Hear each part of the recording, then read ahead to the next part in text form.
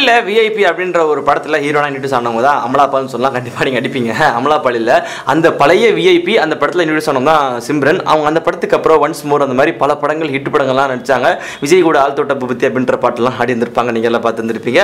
அந்த வகையில வந்து இவங்க கல்யாணத்து வரைக்கும் நடிச்சிட்டு இருந்தாங்க. கல்யாணத்துக்கு அப்புறம் பாத்தீங்கன்னா ஒரு சின்ன பிரேக் கொடுத்திருந்தாங்க தமிழ் இண்டஸ்ட்ரிக்கு.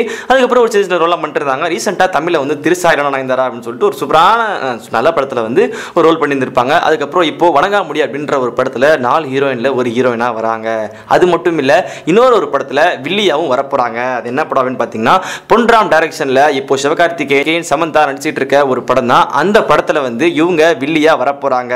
ரீசெண்டா இவங்க ஒரு இன்டர்வியூல என்ன சொல்லிருக்காங்க அப்படின்னு பாத்தீங்கன்னா, யங் டீம் கூட ஒர்க் பண்றது எனக்கு ரொம்ப ஹாப்பியா இருக்கும், நான் ரொம்ப பூஸ்டப்பா இருப்பேன் அப்படின்னு இருக்காங்க. அது மட்டும் இல்லைங்க, இந்த படத்துல இவங்களுக்கு வந்து ரொம்ப பவர்ஃபுல்லான ஒரு ரோலாம்.